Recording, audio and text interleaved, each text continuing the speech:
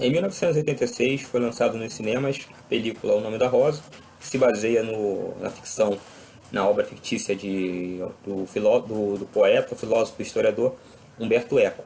E essa obra ela vai tratar da Idade Média, mais especificamente no século XIV, no ano de 1327.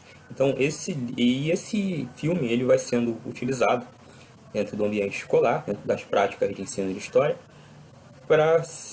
como vai sendo usado como fonte, como recurso audiovisual para poder reforçar nos nossos alunos, né, e daqueles que já estudaram também, a ideia de que daquele conceito de Idade Média que os professores hoje, historiadores, costumam defender, né, entendem ser de fato a Idade Média.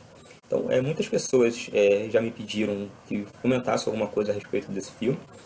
E além do que, porque esse filme ele vai sendo passado pelo menos há 30 anos, de 86 a 2016, então estamos em 2019, então já há mais de 30 anos aí com esse filme sendo tratado, sendo passado, né, nos ambientes escolares, nos alunos no oitavo, nono ano do ensino fundamental, com mais o pessoal do ensino médio, para retratar, reforçar na ideia das crianças, dos nossos alunos, que aquilo que se é retratado naquele filme e que Humberto Eco também reforça dentro do seu próprio ambiente, do seu próprio trama, da sua própria ficção na obra O Nome da Rosa, seria de fato a Idade Média.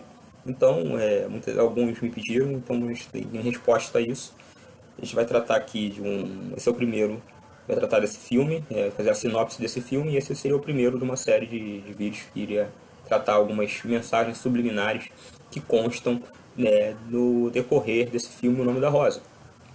Mensagens não necessariamente que teria sido proposta por Humberto Eco, mas na verdade eu entendo como o próprio diretor, né, do filme, e vai colocando aquilo que ele pensa ser a Idade Média isso vai sendo passado como se fosse algo verídico, algo que de fato está de acordo e com um acordo com os historiadores, principalmente aqueles ideólogos que, aí no sentido mesmo pejorativo do termo, eles vão doutrinando os nossos alunos e a todas as outras pessoas comuns, né, adultos também, que ao olhar aquele filme acaba sendo subjetivamente acreditando que aquilo ali é de fato a Idade Média, porque afinal ele estudou isso na escola.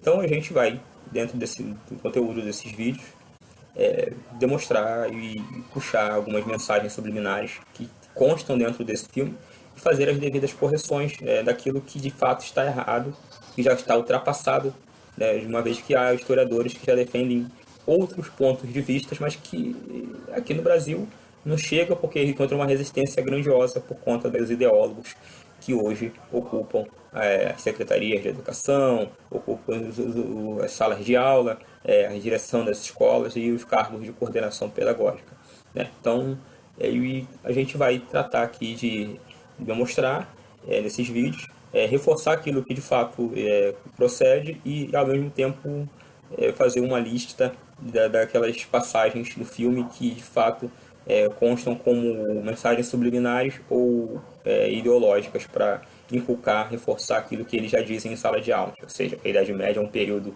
muito ruim, que é um período de trevas, que as trevas da ignorância prevaleceram, o que não é verdade. Então, seja bem-vindo ao canal, eu sou o Alexandre, e você está no meu canal Marxismo Não É História.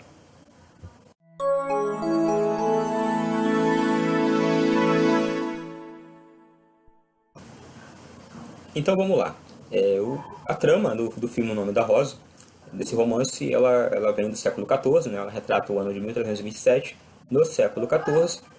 Século esse em que uma gama de acontecimentos vai se consolidando e que vai solidificando uma ruptura com o que de fato era a Idade Média. Ou seja, já entra aqui a ascensão do humanismo. No século XIV há uma querela entre os franciscanos e o Papa João XXII, por conta do erro doutrinário de João XXII, que ele vem sendo ensinado, ou seja formalmente ou informalmente, mas ele realmente acreditou que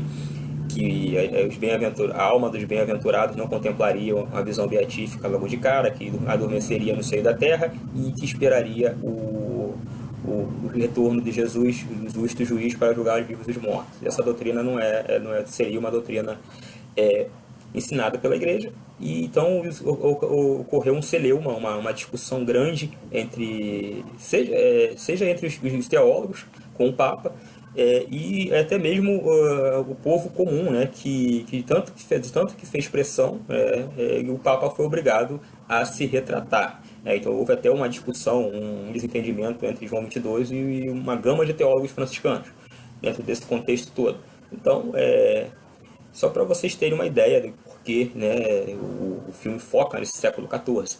Então, nesse século XIV ainda tem o problema da peste negra, tem o caso em que o Filipe o Belo ele manda um dos seus delegados ver o Papa e ele acaba dando uma bofetada no Papa. Então é uma série de sinais que vão demonstrando, que vão evidenciando uma ruptura com uma estrutura de sociedade já da baixa Idade Média.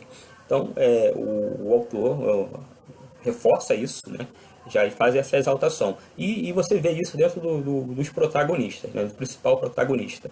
Primeiro a gente fala do Adson de Melk, que foi interpretado por Christian Slater, né? Que é um noviço franciscano, né? Filho do Barão de Melk, que vai ser entregue pelo próprio pai nas mãos de um outro franciscano para que esse o eduque. Então, e quem vai educá-lo é o William de Baskerville, que é interpretado por Sean Connery, né, que no filme ele era um ex-inquisidor e é um monge franciscano. Então, aí a gente já começa a destrinchar o porquê do nome William e o nome Baskerville. Então a gente começa com Baskerville. O autor colocou o nome de William de Baskerville pelo seguinte: Baskerville vem da história do Barão de Baskerville, do século XVIII, 17 ou 18, não lembro agora, que ele tenta estuprar sua serva e que ao encurralá-la, ele encurrala a serva, né, numa parte do castelo e que ela não tem para onde fugir, e juntamente com seus cães de caça. Mas aí ele acaba sendo morto por uma criatura misteriosa que as pessoas acabam julgando ser o demônio.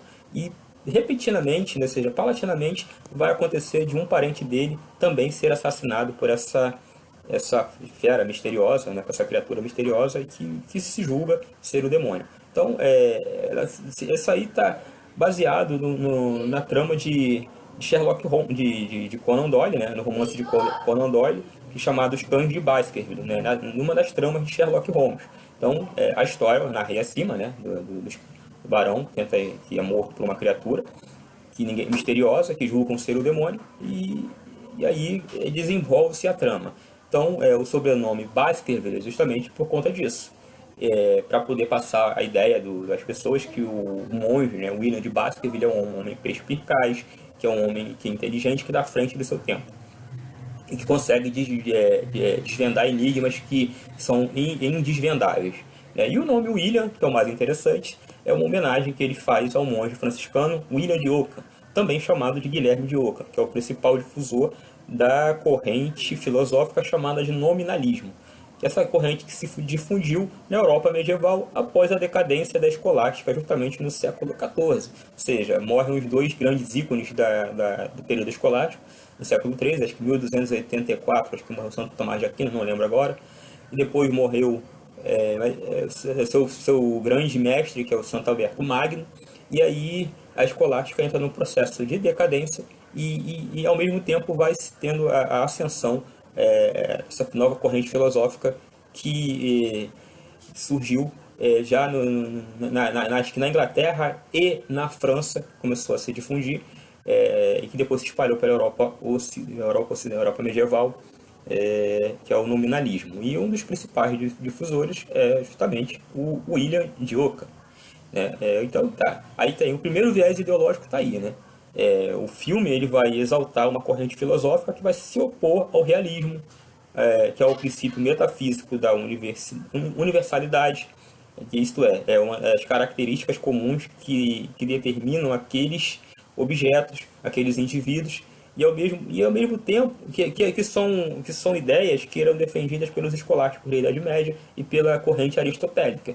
Então, o nominalismo ele rompe com tudo isso e aí vai inaugurar a Era Moderna. Então, é por isso que, ao mesmo tempo que esse nominalismo ele vai contra o realismo, a questão, a questão dos universais, ou seja, ele nega a universalidade dos seres, e ele vai inaugurar um novo tempo, uma nova era, que é a modernidade. Então, o filme ele vai retratar isso, vai fazer essa exaltação, né, porque é o fim de toda uma era, toda uma sociedade, toda uma civilização cristã, e que vai surgir uma nova ordem, né, na sociedade, uma nova sociedade. Então, já ali no século XIV já tem esse rompimento. Então, o filme ele foca isso, né? É a matriz ideológica do filme, né? Aquilo que vai fazer mover a coisa, a trama. Então, a trama do filme, os assassinatos, são apenas usados para poder fazer acusações à igreja, passar outras mensagens, reforçar mensagens ideológicas, né, através da mensagem subliminar. Mas aqui, filosoficamente, faz essa apologia ao William de Ockham, que é aquele que rompeu com a escolástica praticamente e que é o pai, é o precursor da filosofia moderna, do cientificismo moderno, do racionalismo moderno e também do fideísmo. A gente vai ver isso mais à frente. Então, no século XIV, surgiu um grande dilema, né? Essa verdade, esse dilema já estava sendo, já era sempre invocado, né? Sempre discutido, né? Mas aqui, no século XIV, a coisa tomou uma outra proporção, né? O dilema era, as coisas possuem uma concretude, uma existência real, ou seriam apenas nomes? É esse o cerne da questão. É isso que vai fazer com que grupos diferentes, correntes filosóficas distintas, eles vão dar explicações distintas. Ou seja, aí no caso, o grupo dos realistas, eles vão responder abstraindo o conhecimento das coisas, da realidade. Por exemplo, eu tenho um recipiente feito de vidro, ou de plástico, ou de ferro, que serve para armazenar pequenas quantidades de líquido, ou seja, o copo. É o copo que vem do latim, que significa cuba, vasilha. Então, o realista ele vai pegar esses recipientes e vai analisar. Ele vai, para que serve? Para armazenar líquido. O que ele armazena? Líquido. Então, o de vidro armazena líquido. O de plástico armazena líquido. O de ferro armazena líquido. Ele tem a mesma proporção, mesmo um pouquinho maior, o mesmo tamanho, a mesma forma. Então, eles vão concluir que existem aqui elementos universais que caracterizam esse objeto como copo. A mesma coisa por exemplo, uma galinha. Eu pego uma galinha, eu sei que tem um animal que vai cacarejar, que tem pena, que se eu pegar e comer, vai ter gosto de galinha. E se eu pegar 2, 3, 4, 5, 6 parecidos, vai ter as mesmas características. Então, esses seriam características fundamentais e únicas que discriminam cada ser. Então, o realista ele vai olhar para isso e vai entender que as coisas possuem uma concretude, que na verdade essa concretude a gente retira da realidade. Então, o indivíduo que nunca viu, no caso do copo, por exemplo, ele que nunca viu, mas já ouviu falar da palavra copo, ele consegue, através da empiria, identificar conceitos universais comuns a dois ou mais recipientes. Ou seja, ele vai acrescentar água em um, acrescenta em outro, ele vai observar através de sentidos. Pô, isso aqui tem 20 centímetros, aqui também, outro também, então ele vai olhar e vai conseguir identificar isso aqui é um copo. Então, se ele consegue fazer isso, então existem características universais que realmente determinam uma concretude, uma existência real das coisas. Se ele não consegue fazer isso, as coisas seriam apenas nomes, seriam apenas ideias. É isso que vai fazer com que uma outra corrente vai surgir. Porque aí surge aquela corrente filosófica do século XIV chamada nominalismo. O nominalismo ele vem do latim, que significa, vem do latim nominalis, que significa nomes. Então é uma corrente filosófica cujo fundamento é determinado pela inexistência das coisas. Então, para eles as ideias não representam os objetos, pois esses últimos são inexistentes. Então, assim, nesse sentido, como é possível o processo de cognição? Ou seja, não há possibilidade, não é possível a cognição, pois para os nominalistas o mundo não é real. Por trás de uma suposta realidade está o vazio, a inexistência, porque tudo são ideias, não são pessoas reais, não são coisas reais. Então, a inexistência das coisas vai matar, vai aniquilar com a cognição. Você não tem como ter o processo cognitivo porque você não se baseia em coisas reais, apenas em ideias, apenas em subjetividade. Aliás, não vai existir nem o sujeito cognitivo, ou seja, apenas as ideias. Porque como você vai entender esse mundo, né? Se tudo são subjetividades, né? Não são reais, são representações. Então, o sujeito que está aqui falando, no caso eu, para vocês, não sou eu realmente. Seria uma representação, seria uma ideia do Alexandre, não seria eu mesmo.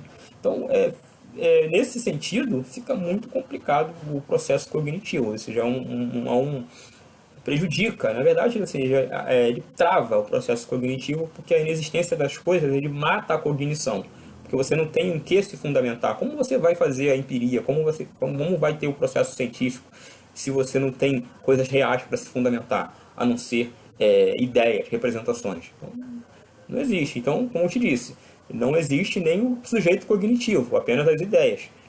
Então, isso, na verdade, esse tipo de filosofia, ele vai se caracterizar também pelo repúdio à escolástica e o aristotelismo, né? Já que essas duas correntes filosóficas entendem que a realidade das coisas podem ser vistas pelos sentidos, como dentro das minhas limitações eu tentei demonstrar aqui com o exemplo dos copos e da galinha. Que você pode abstrair características delas que são universais a todas elas. Eu não preciso olhar 1 milhão de galinhas para poder entender que a galinha cacareja, que a galinha tem pena, que eu comer aquelas galinhas você tem gosto de galinha, porque você consegue observar isso é evidente. Então, mas dentro da corrente nominalista, se tudo são ideias, isso aí não seria evidente, não seria real, seria representações da realidade. Então, eu queria pegar e citar o padre Leonel Franco, o jesuíta, que escreveu o autor. Ele é autor do livro Noções de História de Filosofia, que é esse aqui que eu vos apresento, para mostrar e para citá-lo a respeito de Guilherme de Ockham. O que ele entende, o que ele nos diz a respeito de Ockham e da sua filosofia, né, da sua corrente nominalista. Então vamos abrir aspas. Ele diz: Ockham nega a objetividade dos nossos conhecimentos intelectuais, reduzindo-os a meros conceitos subjetivos. Rejeita a necessidade das espécies impressas e da inteligência ativa. Professa também o voluntarismo escotista, fazendo depender a possibilidade das coisas e a lei moral não da essência, mas da livre vontade divina. Doutrina renovada mais tarde por Descartes. E subtrai do domínio da razão as verdades fundamentais da teodiceia e da psicologia, existência, infinidade e unidade de Deus, criação do universo, espiritualidade, imortalidade da alma, fundando-lhes a certeza exclusivamente na revelação e na fé. É o fideísmo. Essas doutrinas especulativas levam ao ceticismo e ao materialismo. Seus princípios regalistas foram mais tarde invocados pelos reformadores. Assim se compreende como Lutero se prezava de ocamista, ou chamasse o primeiro e o mais genial dos doutores escolásticos. Fecha aspas. Na página 119. Então, aquilo que a gente acabou de comentar, né? Reforça aquilo que nós comentamos. Para Guilherme de Ockham, não existe relação entre fé e razão, entre razão e fé, ou seja, ele professa o voluntarismo, que já é uma outra corrente que foi propugnada por seu mestre, que é o Dan Scott, o teólogo da Imaculada, né? Deus quer, Deus pode, Deus faz. Então é uma outra história que a gente pode contar depois, né? Mas esse voluntarismo ele vem sendo apregoado também, ele vem sendo puxado, né? Invocado por Guilherme de Ockham, e que aí vai cortar, né, a relação que existia entre razão e fé. Então o indivíduo acaba crendo porque ele deseja crer. É o fideísmo. Então, se não tem relação nenhuma entre fé e razão, por que o cara crê? Como é que o cara crê? A crença passa a ser algo subjetivo, não algo que de fato que se pode ser comprovado pela razão. E já é diferente dos tomistas, que não professam esse tipo de coisa. Então, além do que, eu escrevi algumas coisas aqui no bloco de notas do meu celular para não esquecer e relatar com vocês. Por quê? Os critérios de Ockham, ele fez uns critérios que realmente que quando você analisa, aquilo que ele defende não se enquadra nem nos critérios que ele mesmo estabeleceu. Ou seja, ele diz que só é verdadeiro e significativo aquilo que for demonstrado pela razão evidente. Também diz que só é verdadeiro e significativo aquilo que pode ser demonstrado pelos sentidos e pelas sagradas escrituras. O que estiver fora disso não é verdadeiro. Mas esse critério aí, ele não obedece à razão evidente, pois não é evidente que isso seja verdade. Então esse critério ele não vai seguir a empiria, porque não é comprovado empiricamente através de método científico. Ele impôs esse critério e estabeleceu isso sem fazer a pesquisa empírica. Então não obedeceu a esses critérios. E também tampouco segue as escrituras, porque nessa definição não consta nas escrituras. Então, como esse critério não é universal, não se fundamenta em nada, é plenamente questionável. Né?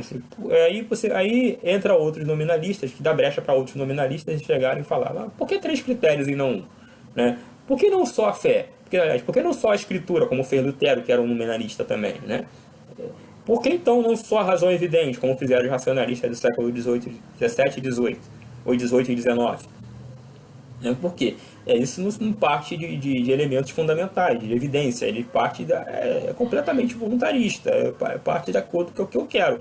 Então é criterioso. Então, se Ockham estabeleceu 3, pode chegar outro e estabelecer 1, só a fé, só a escritura. Lutero, que era nominalista, que era da corrente de Ockham, fez. Sem falar que dentro da região dele, Wittenberg, aquilo ali era um berço, era um ninho de occamistas, de nominalistas, né? Então, completamente compreensível. Ou pode chegar também os racionalistas do século XVIII e dizer a mesma coisa. Não, por que esses 3 elementos? Por que não só? Por que não só a razão evidente? E aí cria o cientificismo no século XIX. É por isso que vai se dizer que o nominalismo separou a fé e a razão. Trouxe o fideísmo e o racionalismo, destruindo a sociedade medieval, e aí acaba proporcionando o cientificismo racionalista das idades modernas e contemporâneas. Ou seja, porque é um critério que não é abstraído da razão, como eu disse, mas voluntarista. E como o critério de Ockham não satisfaz nem mesmo as 3 exigências que ele mesmo estabeleceu, eu não posso considerar verdadeiro. Ou seja, vocês podem observar que qualquer um que olhar é uma série de discursos subjetivos e criteriosos, voluntaristas, que não se fundamentam em nada. Somente nas ideias deles, nas ideias de Ockham e dos demais nominalistas. Então você não tem como você ter uma discussão filosófica ou algo completamente comprovável através do empirismo, porque a coisa é surreal, isso sobressai. Ele afirma uma coisa que para os outros tem que provar, mas ele não consegue provar. Então, e ademais, existe também um paradoxo, né? Um paradoxo, que, por exemplo, um filósofo real que reúne discípulos reais, e aí vai afirmar categoricamente que não há percepção do real, apenas representações linguísticas, apenas ideias, apenas nomes, né? Dentro de um debate sério. Se a gente fala isso no século XIII, por exemplo, na época que a escolástica estava em evidência, ela estava no auge, um escolástico provavelmente iria dizer para ele assim, então, mas para quem você está falando isso? Você diz isso aí para as nossas representações ou para nós mesmos, para os nossos eus reais? E quem afirma, no caso você? Quem é você? Você é a sua representação ou é você mesmo? Então, há uma série de situações que você coloca essa filosofia, essa corrente filosófica em apuros. E que os autores, né, do filme O Nome da Rosa, eles colocam isso em evidência, né? Porque não por causa da próprio amor pela ciência, pelo amor da razão, não, na verdade não, é porque eles colocam, porque essa corrente filosófica, ela rompe com todo o edifício, né, filosófico, com todo o edifício, com todo o arcabouço construído pela cristandade medieval, e que vai ser as bases para fundamentar a modernidade e a contemporaneidade, né? Então é por isso que, sendo Ockham o precursor do fideísmo e do racionalismo, que assolam a modernidade e a, o período de hoje, né, o período contemporâneo, é evidente que esses autores anticlericais vão exaltá-lo, porque ele que é o precursor, ele rompe com as estruturas antigas, que vai dar base e suporte para que venha uma revolução protestante, como a de Lutero, e pregou só a Bíblia, só as Escrituras. E aí vem outros racionalistas do século XVIII e acabam com propugne que imponha o cientificismo, né, do século XVIII, a pseudociência do século XVIII e XIX, que hoje ainda permeia as nossas universidades. Então, a mensagem do filme, o conceito filosófico, né, o arcabouço filosófico do filme é esse, né? Eles fazem uma exaltação a um personagem, o protagonista, ele carrega nas suas costas, né, ele carrega no seu bojo tudo isso. Né, um homem perspicaz estaria à frente do seu tempo, porque ele funda ele funda não, ele é o principal articulista, o principal propagador de uma nova corrente filosófica que rompe, que não se fundamenta na fé, na razão, na evidência, que é completamente criteriosa, voluntarista, mas que separa a fé, a razão da fé, da mesma forma como se separou o Estado da Igreja. E aí criam os suportes necessários para os séculos seguintes proclamarem as suas revoluções. A Revolução Protestante do século XVI, com só a Escritura, que é um princípio de Ockham, que então Lutero puxa para o âmbito religioso, e aí outros que vão falar que é só a ciência, só a razão evidente, só o empirismo, que são os racionalistas do século XVIII, e aí a gente chega na derrocada que é hoje da modernidade, ou do mundo contemporâneo e pós-contemporâneo. Então, no próximo vídeo, a gente vai pegar alguns eventos, alguns trechos específicos para poder comentar sobre o que eles dizem, que o filme quer transparecer para o telespectador, sobre o que seria a Idade Média. A gente vai tentar destrinchar isso aí e, além de mostrar onde está o errado nos trechos do filme, a gente vai passar o conceito correto, o que os historiadores de hoje estão ensinando, estão dizendo sobre a Idade Média, sobre a Inquisição, sobre uma série de situações, de eventos que constam dentro da obra, do filme, da película. A questão da mulher na Idade Média a gente vai destrinchar aqui. Então, termino aqui. Espero que vocês tenham gostado. Um abraço, fiquem todos com Deus.